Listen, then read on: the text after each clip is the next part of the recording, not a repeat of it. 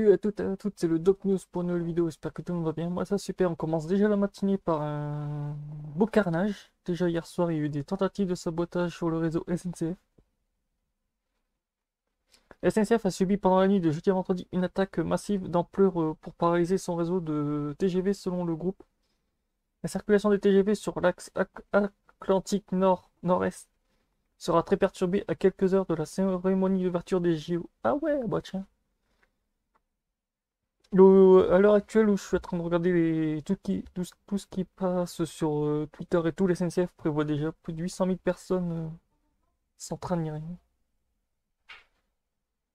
En tout cas, c'est des grosses difficultés à l'intérieur de la gare. On vient d'aller faire des images à l'intérieur avec Tanguy Tricouart que vous allez voir. Il y a énormément de monde, plusieurs centaines, certainement même plusieurs milliers de personnes qui attendent à l'intérieur de la gare d'avoir de plus amples informations concernant leur train parce que ici, la situation à Montparnasse, elle est compliquée suite à un acte de malveillance. C'est ce qu'annonce la SNCF au niveau de Courtalin, ce qui fait qu'entre Paris et Tours et Paris et Le Mans, il y a de très grosses difficultés de circulation. On a compté sur les panneaux d'affichage 14 trains concernés au départ avec des retards comptant entre 30, 50 et 2 heures, 30 ou 50 minutes minimum et 2 heures maximum pour le moment.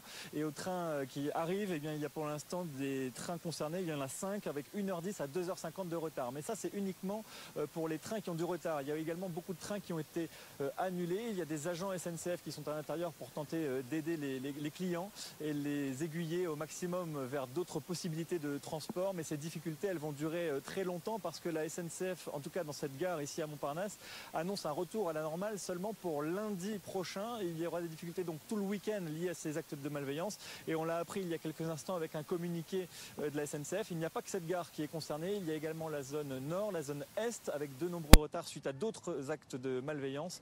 En revanche, en ce qui concerne l'axe sud-est, il y a également un acte de malveillance. C'est le terme qui est utilisé par la SNCF qui a réussi à être déjoué. Donc pour le moment, sur l'acte sud-est, pas de difficulté à signaler.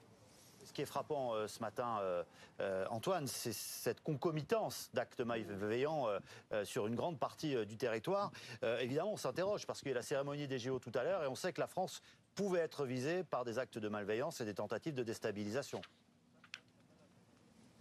Oui, pour le moment, la SNCF n'a pas donné plus de détails, mais évidemment, c'est une date qui pose question avec la cérémonie d'ouverture prévue ici à Paris à 19h30. Il y a des incendies qui sont déclarés. Il y a un incendie qui a été déclaré notamment près des installations de la SNCF à Rennes. Le reste du temps, la SNCF parle pour l'instant d'actes de malveillance. Il va falloir savoir exactement ce qu'il s'est passé partout pour bien comprendre. Mais c'est vrai que c'est des questions que se posent ici les clients. Pourquoi leurs trains sont retardés et pourquoi cela a lieu en même temps à plusieurs endroits.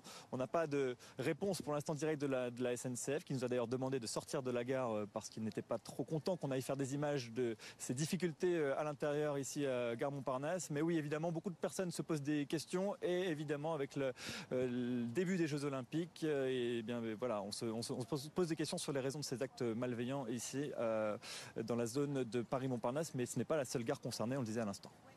Très bien, merci beaucoup Antoine Forestier avec Tanguy Tricouart. La SNCF, on parlait d'attaques concomitantes.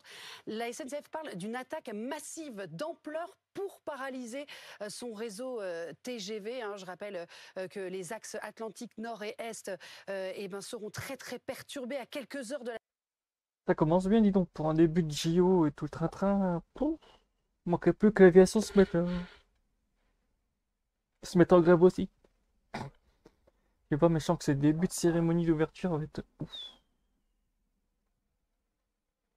Ça va être sympa, n'hésitez pas à dire dans les commentaires si vous avez été touché par ces paralysies et tout dans les commentaires. On se retrouve pour de prochaines news, portez-vous bien. Tchuss. Bon week-end à tout le monde et on se retrouve pour